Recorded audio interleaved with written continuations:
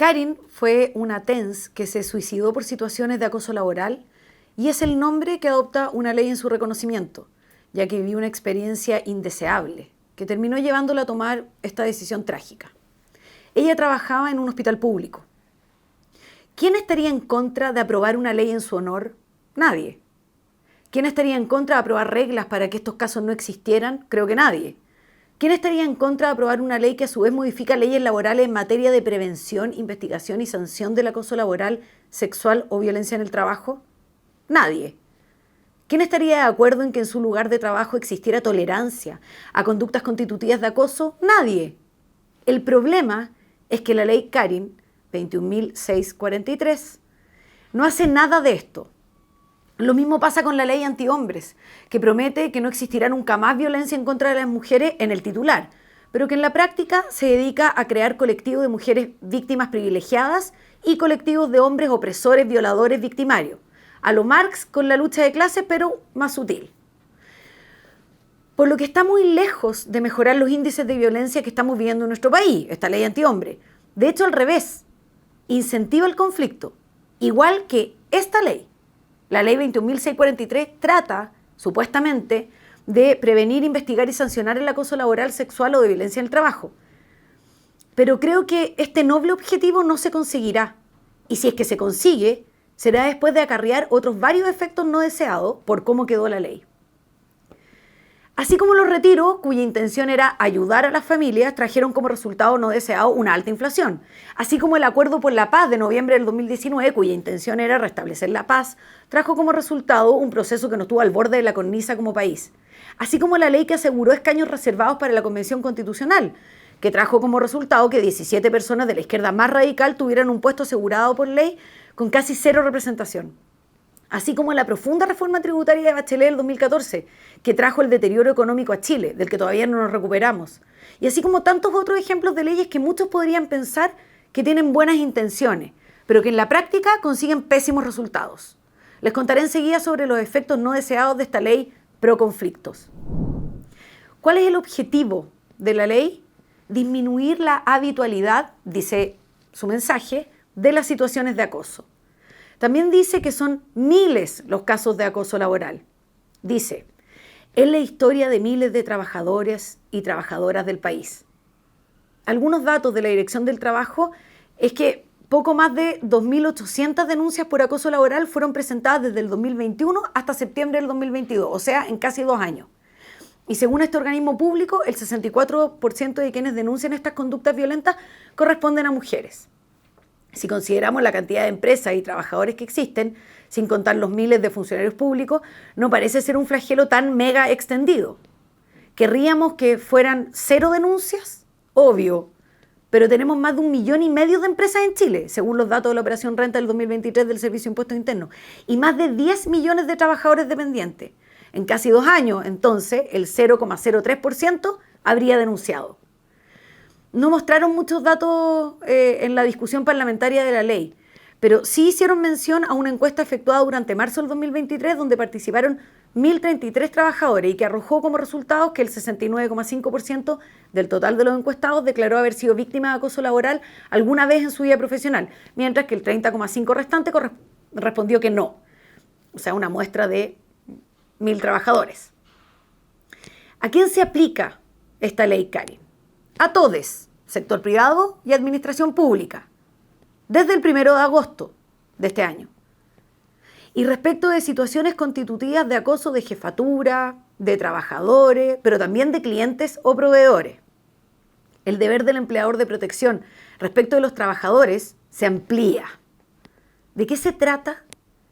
Establece muchas cosas.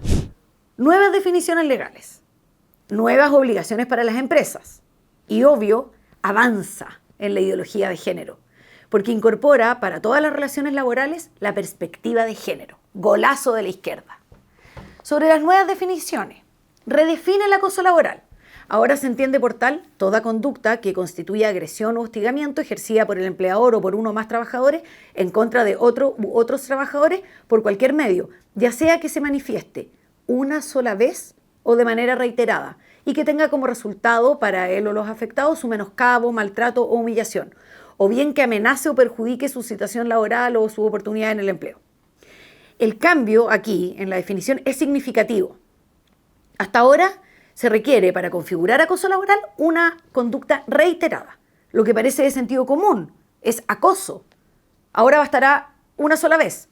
No será necesario que los hostigamientos o agresiones sean de forma reiterada, sino que bastará que dicha acción sea ejercida una sola vez para poder ser denunciada. Y cuando hablamos de acosar, de acuerdo al diccionario, es perseguir sin tregua ni descanso a una persona para atraparla. Pero aquí no se considera la reiteración como una forma de describir la conducta. Por ejemplo, se podrá castigar cualquier tipo de aproximación de corte amoroso, aunque sea por una sola vez. Lo que quiere decir en la práctica es que se pueden abrir ventanas para cierto tipo de ambigüedades y problemas con la definición. Imagino, sin temor a equivocarme, que la cantidad de denuncias aumentarán. También aumentarán las falsas. Piensen que perfectamente podría ser considerado acoso, por ejemplo, el juzgar el desempeño de un trabajador de manera ofensiva, o asignar tareas con datos erróneos a un trabajador, o no establecer comunicación directamente con un trabajador. Además, incorpora varias obligaciones extras para el empleador, como el tener un protocolo y sujetarse a nuevos estándares al interior de la empresa, cualquiera sea el tamaño o número de trabajadores que tenga. Volveremos a las obligaciones que se imponen a las empresas. También consagra legalmente la perspectiva de género, destacando la inclusión explícita de esta mirada en todas las relaciones laborales. Ya no solo en lo que respecta al acoso laboral, sexual y violencia en el trabajo, no. Metieron la perspectiva de género en todas las relaciones laborales. ¿Y cómo lo hicieron? Fíjense que hoy el Código del Trabajo dice en su artículo 2, las relaciones laborales deberán siempre fundarse en un trato compatible con la dignidad de la persona. Post-Ley Carin cambia el código y ahora pasa a decir, las relaciones laborales deberán siempre fundarse en un trato libre de violencia, compatible con la dignidad de la persona y con perspectiva de género, lo que para efecto de este código implica la adopción de medidas tendientes a promover la igualdad y a erradicar la discriminación basada en dicho motivo. Esta ley incorpora entonces la perspectiva de género en todas las relaciones laborales y en todo lo que esta ley toca. Así, el artículo 211b del Código del Trabajo. Los procedimientos de investigación del acoso deben sujetarse a principios básicos obligatorios. ¿Y saben cuáles son los principios que deben seguir las empresas? Perspectiva de género, no discriminación, no revictimización o victimización secundaria. La perspectiva de género se centra en reconocer las disparidades y discriminaciones presentes entre los géneros. Implica la implementación de medidas para fomentar la igualdad sustantiva y eliminar la discriminación basada en el género. Como el Código del Trabajo no rige para todos los trabajadores, sino que solo para los del sector público, también metieron la perspectiva de género en la Ley de Bases Generales de la Administración del Estado, en que los sumarios ahora deben sujetarse a la perspectiva de género. Lo mismo en el Estatuto Administrativo y lo mismo en el Estatuto Administrativo para funcionarios municipales. Por supuesto que no se les olvidó la igualdad sustantiva, obvio que no. Esta ley señala que para alcanzar el principio de no discriminación se deberán considerar especialmente las situaciones de vulnerabilidad o discriminaciones múltiples en que puedan encontrarse las personas trabajadoras. Esta es la suma de los victipuntos, ¿se acuerdan? Complica la perspectiva de género y la igualdad sustantiva, porque hablan de esto. Cuando hablan de esto, se refieren a una herramienta conceptual que busca mostrar que las diferencias entre mujeres y hombres se dan no solamente por determinación biológica, sino también por diferencias culturales asignadas a los seres humanos. Y esto está en directo conflicto con el principio de igualdad ante la ley, porque las personas no pueden ser tratadas de manera diferente por las leyes, como lo hace esta ley, Carin, si no existe una justificación fundada y razonable. Así, un hombre que acosa a otro hombre y una mujer que acosa a otra mujer no deberían ser tratadas de manera distinta ante la ley. ¿Se entiende? ¿No le llama la atención entonces la perspectiva de género que metieron? El acoso y el abuso dañan a todos por igual. Conozco a mujeres que han sido abusadas y atacadas por otras mujeres, como también conozco mujeres que atacan a hombres. Lo que quiero decir es que este tipo de situaciones se dan entre hombres y mujeres, mujeres y mujeres, hombres y hombres. La ley, la justicia, debiese ser ciega respecto de aquellos elementos que no concurren de manera relevante respecto de la comisión de un abuso o un exceso, incluso un delito. Pero esta ley, igual que la antihombre, incluye elementos que no son objetivos, sino que subjetivos, lo que abre la puerta a todo tipo de injusticia. Y esas injusticias van a recaer sobre trabajadores y empleadores, especialmente hombres. ¿No tenemos, acaso, ejemplos de acoso de una mujer en contra de otra mujer? De aquí me acuerdo de la vocera del feminismo, Kena Lorenzini, concejal del Frente Amplio, quien acosó a una de sus asesoras. Entre otras cosas, le decía: ¿dónde está mi esclava blanca? Quiero que venga ahora. Esto lo reconoció la propia feminista. Terminó hace poco tiempo sin sanción el sumario y con la asesora renunciada. Lo mismo el gobierno autodenominado feminista, que dentro de sus ministerios y subsecretarías los funcionarios han vivido acoso sexual, discriminación y maltrato laboral, sobre todo en el corazón de la moneda y en ministerios próceres, como el Ministerio de la Mujer y la Equidad de Género y en el del Trabajo. Fíjese que, conforme lo investigó Mega, las subsecretarías de gobierno registran más de 300 denuncias en los últimos 2 años. Parece que ahí sí tenemos un problema. Volviendo ahora a las obligaciones que se crean para las empresas y que se traducen no solo en más plata y tiempo que tienen que gastar, sino que, lo peor, en más control del Estado en las relaciones laborales. Decíamos que estas tienen que incorporar un protocolo de prevención con enfoque inclusivo e integrado con perspectiva de género. Darle perspectiva de género a una investigación por una denuncia de acoso. ¿Por qué? ¿Qué tiene que ver? Repito, está comprobado que las situaciones que pueden vivir los hombres se silencian por susto, por miedo o por vergüenza, pero al feminismo le interesa meter su ideología de género y fomentar el conflicto, no que existan mecanismos justos tanto para hombres como para mujeres. Además, las empresas deben obligatoriamente disponer de medidas de resguardo. O sea, hecha la denuncia, la empresa debe considerar la separación de los espacios físicos y el otorgamiento a la persona denunciante de atención psicológica temprana a través de las mutualidades, además de la redistribución de la jornada de trabajo. También se contemplan medidas correctivas en esta ley, como capacitaciones y sensibilización sobre la prevención y sanción del acoso y la violencia en el trabajo, entre algunas otras. Se me olvidaba. Esta ley también metió a los activistas de la ideología de género por ley.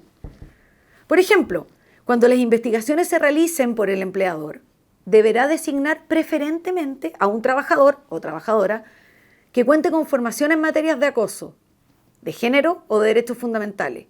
Y en caso de que se ordene un sumario administrativo, es decir, cuando el empleador sea el Estado, deberá preferentemente designarse fiscal a un funcionario o funcionaria que cuente con formación, lo mismo, en materia de prevención, investigación, sanción de acoso, género o derechos fundamentales.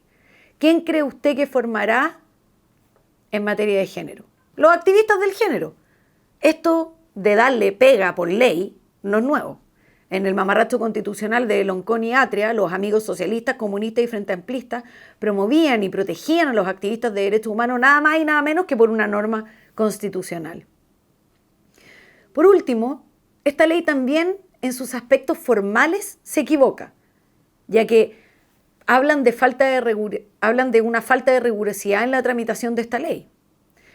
En primer lugar, hicieron malas referencias en la ley, o sea, aprobaron una ley con pifias. Y ahora tienen que reformarla a través de otra ley. ¿Por qué? Porque citaron mal un artículo del Estatuto de los Funcionarios Municipales, a quienes también se aplica esta ley. En segundo lugar, el Ministerio del Trabajo tuvo que ingresar, retirar, corregir y reingresar el reglamento de la ley en junio pasado, luego que la Contraloría General de la República le realizara observaciones. O sea, tuvieron que corregir y después efectuar el reingreso. La ministra comunista Jara le bajó el perfil a esto, señalando que las observaciones se corrigieron rápidamente para continuar con la toma de razón por parte de la Contraloría. Y el último aspecto formal de la ley, el más insoportable, en mi opinión, es que se dieron un gustito inclusivo los parlamentarios, usando un lenguaje fastidioso, como por ejemplo usar a lo largo de todo el texto y en las mismas frases empleadora o empleador, trabajadora o trabajador, funcionarios y funcionarios, o en una frase, o por un concejal o concejala cuando el alcalde o alcaldesa haya sido el denunciado o denunciada. Bueno, ¿qué hay detrás de esta ley? ¿Cuáles son los efectos que traerá aparejada? El efecto de conflictuar las relaciones entre trabajadores contra empleadores, sin duda. La idea de que los trabajadores son explotados y oprimidos versus empresas y empleadores explotadores. ¿En qué planeta pasa esto? El avance de la Agenda 2030 de la ONU, obvio, no podía faltar. La Asamblea General de la ONU acordó que el trabajo decente y sus 4 pilares, o sea, creación de empleo, protección social, derecho en el trabajo y diálogo social, se convirtieran en elementos centrales de la Agenda de Desarrollo Sostenible. Y el objetivo número 8 insta a promover un crecimiento económico sostenido, inclusivo y sostenible, el pleno empleo productivo y el trabajo decente, siendo una guía en la ruta de la labor a desarrollar por la OIT, Organización Internacional del Trabajo. A esto responde la ley y todas las bajadas que se hacen de ella, como el reglamento del Ministerio del Trabajo de la ministra comunista sobre las directrices de las investigaciones por acoso que se deben hacer ante una denuncia de una empresa. ¿Era necesaria esta ley? No, claro que no. Ya existía en el Código del Trabajo una definición de acoso laboral y acoso sexual, causales de despido en el caso que se produjera una situación como esta, y normativa que considera el acoso como un acto contrario a la dignidad de la persona. Además, el artículo 5 ya contenía el ejercicio de las facultades que la ley reconoce al empleador tiene como límite el respeto a las garantías constitucionales de los trabajadores, en especial cuando pudieran afectar la intimidad, la vida privada o la honra de esto. Pero no era suficiente. Para la izquierda nunca es suficiente. Ahora tendremos más ambigüedad en los conceptos e incertezas en la casuística, más judicialización y fomento de la conflictividad al interior de las empresas, más control del Estado, mayores costos de administración y probablemente menos incentivos para contratar mujeres.